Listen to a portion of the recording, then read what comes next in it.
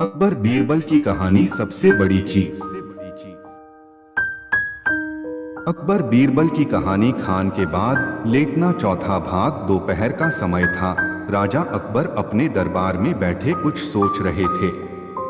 अचानक उन्हें बीरबल की कही हुई एक बात याद आई। उन्हें याद आया कि एक बार बीरबल ने उन्हें एक कहावत सुनाई थी जो कुछ इस तरह से थी, खाने के बाद लेटना और मारने के बाद भागना एक सयाने मनुष्य की निशानी होती है।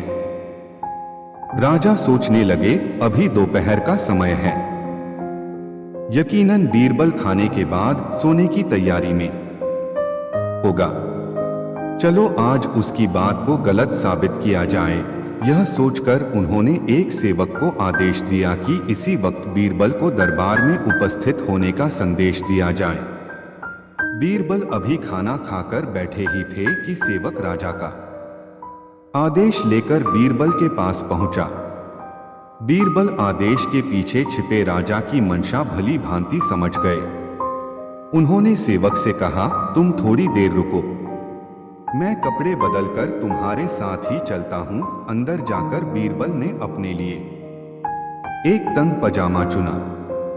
पजामा तंग था तो उसे पहनने के लिए उन्हें बिस्तर पर लेटना पड़ा। पजामे को पहनने का बहाना कर वे थोड़ी देर बिस्तर पर ही लेटे रहे और फिर सेवक के साथ दरबार की ओर चल दिए। दरबार में राजा बीरबल की ही राह देख रहे थे। उनके वहां पहुंचते ही राजा ने पूछा, क्यों बीरबल, आज खाने के बाद लेटे थे या नहीं?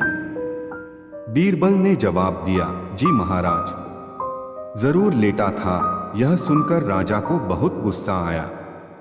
उन्होंने बीरबल से पूछा, इसका मतलब यह है कि तुमने मेरे आदेश का असम्मान किया।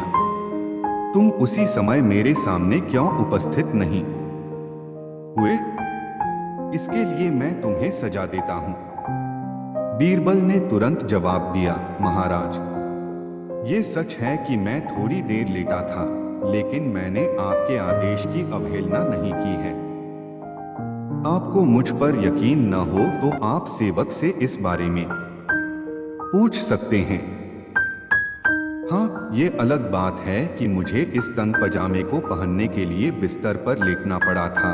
बीरबल की इस बात को सुनकर अकबर हंसे बिना रह न सके और उन्होंने बीरबल को दरबार से जाने दिया।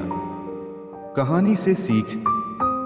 इस कहानी से हमें यह सीखने को मिलता है कि परिस्थिति को भांपते हुए हमारे द्वारा उठाया गया एक कदम हमें अनेक मुसीबतों से बचा सकता है।